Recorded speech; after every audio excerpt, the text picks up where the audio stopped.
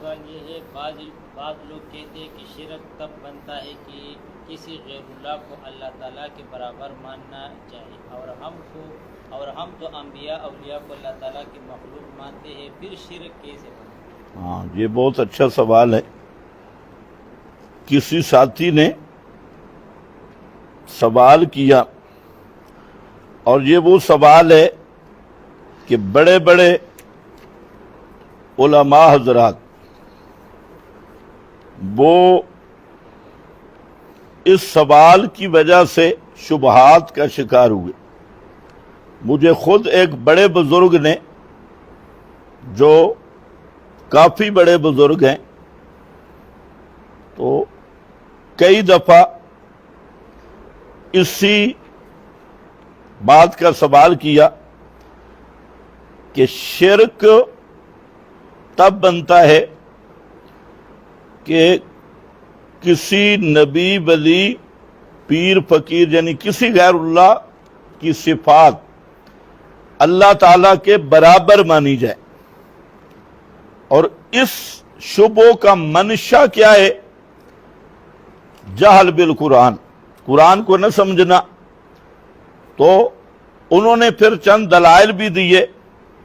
مثلا ایک آیت یہاں سورہ بقرہ میں ہے، فَلَا تَجْعَلُوا لِلَّهِ اندازا، تو اس پر پیش کیا فَلَا تَجْعَلُوا آیت نمبر 22 سورۃ البقرہ، کہ اس میں کیا آیا ہے کہ اللہ کے برابر کسی کو نہ بناؤ۔ فَلَا تَجْعَلُوا لِلَّهِ اندازا، ند کا معنی مثل اور برابر۔ تو اس آیت سے استدلال کیا کہ دیکھو قرآن پاک میں آیا کہ اللہ تعالیٰ کے برابر کسی کو نہ بناؤ۔ اسی طرح دوسرے مقام پہ ہے اذ نسویکم برب العالمین، مشرکین کہیں گے کہ جب ہم اپنے معبودوں کو رب العالمین کے برابر کرتے تھے، نسویکم، ہاں، جب مشرکین، یہ سورۃ شعراء ہے اور آیت نمبر 98 ہے کہ تاللہ ان کنا لفی ضلال مبین اذ نسویکم برب العالمین، کہ جب ہم تمہیں اللہ تعالیٰ کے برابر سمجھتے تھے۔ اور تیسرا ہم بربہم یعدلون، کہ وہ ان شریکوں کو اللہ کے برابر کرتی ہیں۔ یہ 3-4 آیات، تو اس پہ ایک شیخ التفسیر بھی ہے، شیخ الحدیث بھی ہے، اور بڑے بزرگ بھی ہیں، تو وہ بار بار کہتے کہ شرک تب بنتا ہے کہ کسی کو اللہ کے برابر مانا جائے۔ تو میں نے کہا کہ پھر یہ بتائیں کہ مکہ والے مشرک تھے یا نہیں، جب ان کے ساتھ زیادتی ہوئی ہے بدر میں، تو ابو جہل اینڈ کمپنی وہ مشرک تھے یا نہیں؟ تو کہتے وہ تو مشرک تھے۔ تو میں نے کہا اگر آپ کی تعریف لی جائے کہ شرک تسویہ کا نام ہے، برابری کا، تو مشرکین عرب اپنے معبودوں کو اللہ کے برابر مانتے تھے۔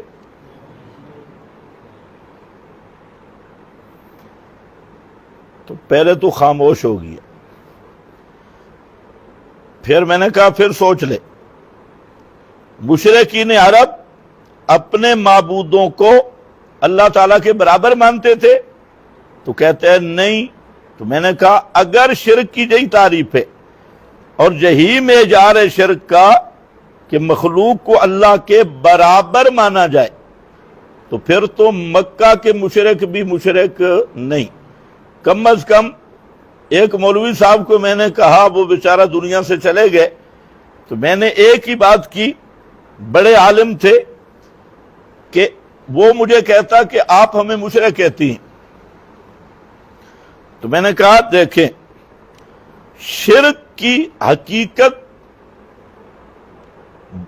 واضح کرنے کے لیے 12 عنوان ہیں میرے پاس، اور آپ کو میں ایک عنوان دے رہا ہوں، صرف معمولی سی بات ہے، لمبی چوڑی بھی نہیں، اور وہ یہ ہے کہ آپ شرک کی اپنی مرضی سے ایسی تعریف کر دیں کہ مکہ کے مشرک ثابت ہوں اور تم اور تیرا فرقہ مسلمان ثابت ہو، مشرک ثابت نہ ہو، بس ایسی تعریف کر دے، آسان سا سوال ہے۔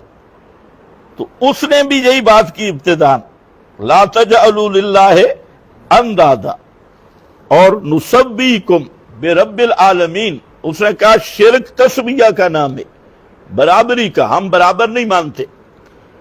تو میں نے کہا اگر یہی شرک ہے تو پھر اپنی بنیاد پہ پکا رہے، میری صرف ایک ہی شرط ہے کہ مکہ کے مشرک مسلم بین الفریقین مشرک ہیں، اب تمہارے بارے میں اختلاف ہے، ہم کہتے ہیں تم مشرک ہو، تم کہتے ہو ہم مشرک نہیں، تو کم از کم شرک کا ایسا مفہوم بیان کر کہ مکہ والے مشرک ثابت ہوں اور تم موحد۔ تو اب جو آپ نے شرک کی حقیقت بیان کی تو اس میں ابو جہل بھی موحد ہے آپ کی طرح، مکہ والے بھی مشرک نہیں، کیونکہ مکہ والے اللہ کے برابر نہیں مانتے تھے۔ قرآن بھرا ہے، حضرت شاہ ولی اللہ محدث دہلوی رحمت اللہ علیہ دیوبندی، تو یہ 1860 کے بعد دیوبند بنا، اور جو بریلی کا مدرسہ ہے یہ بھی 1905 کے قریب جا کے، اور اس میں پھر آبادی تو بعد میں بھی نہیں ہوئی، تو یہ دیوبند بریلوی کوئی 1865 60 1905 تقریباً اس کے قریب بن رہے ہیں۔ اور حضرت شاہ ولی اللہ محدث دہلوی یہ دیوبند بریلوی سے پہلے کے حضرت ہیں، اور دیوبندیوں بریلویوں سب کی سند حدیث حضرت شاہ ولی اللہ تک جا رہی ہے۔ اور ان کو پیر مہر علی شاہ صاحب نے حکیم الامت لکھا ہے، حضرت شاہ ولی اللہ محدث دہلوی رحمہ اللہ کو۔ تو میں نے کہا حضرت شاہ صاحب کی حجت اللہ البالغہ، اس میں حضرت شاہ صاحب نے فرمایا کہ توحید کے 4 مراتب میں، اور کتاب و سنت کے دلائل سے ثابت کیا کہ مکہ والے مشرک 2.5 درجے توحید مانتے تھے اور 1.5 درجہ شرک کرتے تھے۔ اور میں نے کہا ہمارے حضرت ہیں مرشد العلماء حضرت شیخ التفسیر استاد العلماء مولانا عبد الغنی جاجربی رحمت اللہ علیہ، محقق علی الاطلاق عالم ہیں، تو انہوں نے ایک کتاب لکھی ہے مقدمۃ التوحید۔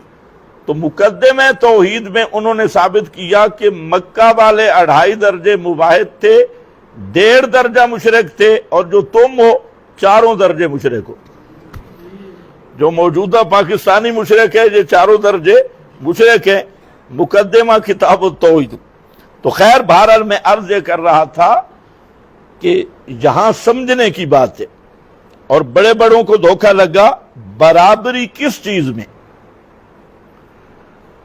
نسبیکم تو پڑھ لیا، لیکن برابری کس چیز میں؟ تو جہاں تو اگر جلالین ہی دیکھ لیتے تو مسئلہ حل ہو جاتا۔ تو ایک ہے ذات اور صفات میں برابری، ایک ہے معاملہ میں برابری۔ تو ذات اور صفات میں تو مکہ والے مشرک بھی اپنے معبودوں کو اللہ کے برابر نہیں مانتے تھے، برابر مانتے ہوتے تو ہاؤلا شفاؤنا کیوں کہتے؟ برابر مانتے ہوتے تو ما نعبدہم الا لیقربونا الی اللہ زلفیٰ کیوں کہتے؟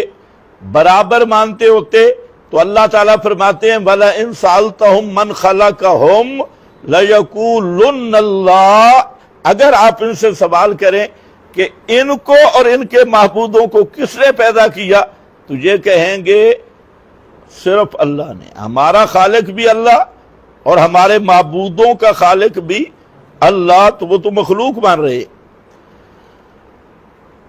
اور وہ یہ مانتے تھے کہ خالق صرف اللہ ہے، اور امور عظام بڑے بڑے کام، رات دن، سورج چاند، یہ جو ریبنڈ سے آپ سنتے ہیں اس کو بھی مکہ والے مانتے تھے۔ سورج کا نظام، چاند کا نظام، رات کا نظام، دن کا نظام، دریاؤں کا نظام، بری نظام، بحری نظام۔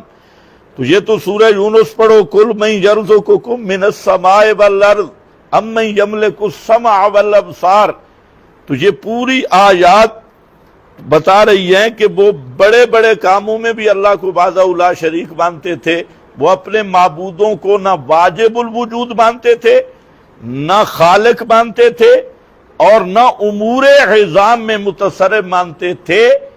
چھوٹے چھوٹے کاموں کا تصرف اور مخصوص خطوں کا وہ تصرف، اور الوہیت میں وہ پورے مشرک تھے، ان کی الوہیت ان کو عالیہ کہتے، اور الوہیت والے مسئلہ میں وہ پکے مشرک۔ تو بہرحال ایک لمبا مضمون ہے، تو اب یہ سمجھنا ضروری ہے کہ تسویہ کس میں ہے۔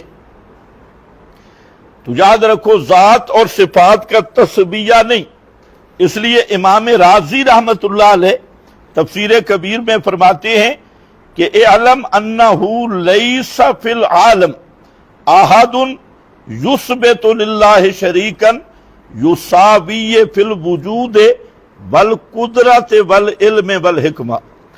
امام رازی رحمت اللہ علیہ فرماتے ہیں کہ عامت المشرکین میں سے کوئی بھی ایسا نہیں جو اللہ تعالیٰ کے برابر اپنے معبود شریک کو مانتا ہو وجود میں، قدرت میں اور علم اور حکمت میں۔ فرماتے ہیں وَهَذَا مِمَّا لَمْ يُوجَدْ إِلَى الْآن، ابھی تک تو نہیں پایا گیا کہ جو ذات صفات میں اپنے معبود کو اللہ کے برابر مانتا ہو۔ تو ہاں مجوس یا جو ثنویہ ہیں تو وہ ایک خاص شاذ قسم ہے مشرکوں کی، لیکن عام جمہور مشرکین وہ ذات صفات میں اللہ تعالیٰ کے برابر قطعاً نہیں مانتے تھے۔ اسی طرح یہ تفسیر بیضاوی، التسہیل، ابو سعود اور سب مفسرین نے یہاں لکھا کہ ذات اور صفات میں اللہ تعالیٰ کے وہ برابر نہیں مانتے تھے بلکہ مخلوق مانتے تھے۔ ہاں برابری کس میں ہے؟ معاملہ میں، سور و پکار میں، نظر نیاز میں، منت منوتی میں۔ تو یہ تسویہ پھر ذات و صفات یعنی ذات صفات کا نہیں، یہ تسویہ ہے معاملہ کا۔ اس لیے اگر کوئی تفسیر بھی آپ اٹھا کے دیکھیں تو مثلا جلالین ہے تو یہاں پر اندادا کا معنی کر رہا ہے شرکاء فی العبادہ، تو شرکاء فی العبادہ، تو کیا حاصل کیا نکلا کہ ذات صفات میں وہ برابر نہیں مانتے تھے۔ کس میں برابر مانتے تھے؟ معاملہ میں، یا اللہ مدد یا حبل مدد۔ اللہ کے نام کی بھی نظریں ھذا للہ ہے، منت منوتی نظر نیاز وھذا لشرکائنا، اور اپنے حضرات کے لیے بھی نظر نیاز منت منوتی تقرب ان کے لیے بھی، اللہ کے لیے بھی، اللہ کا سجدہ بھی، ان کا سجدہ بھی، اللہ کے گھر کا طواف بھی، اور اساف اور نائلہ کے پھیرے بھی، اور سب سے زیادہ حاجات اور مشکلات میں پکارنا ما فوق الاسباب، قوت مان کر۔ تو پکار والے معاملہ میں اگر آپ بھی دیکھیں تو آج کا مشرک بھی ماشاءاللہ مسجد میں سال کے بعد جائے گا عید والے دن، اور جو بابے سے مانگنے والی بات ہے تو کم از کم ہفتے میں ایک چکر ضرور لگائے گا، اور اگر بابا قریب ہے تو صبح شام زکوٰۃ دینے کے لیے تیار نہیں ہے، لیکن بابے والا بکرا 11ویں 12ویں کے بکرے وہ اس نے پالے ہوئے ہیں، اللہ کے نام پہ دینے کے لیے تیار نہیں، اور غیر اللہ کے نام کے لیے منتیں مانی ہوئی ہیں۔ تو یہ معاملہ میں برابری ہے، ذات اور صفات میں برابری نہیں۔ اگر شرک کا یہی معیار بنایا جائے تو پھر مکہ والے بھی مواحد ثابت ہوں گے، ان پر بھی شرک کا فتویٰ نہیں لگے گا۔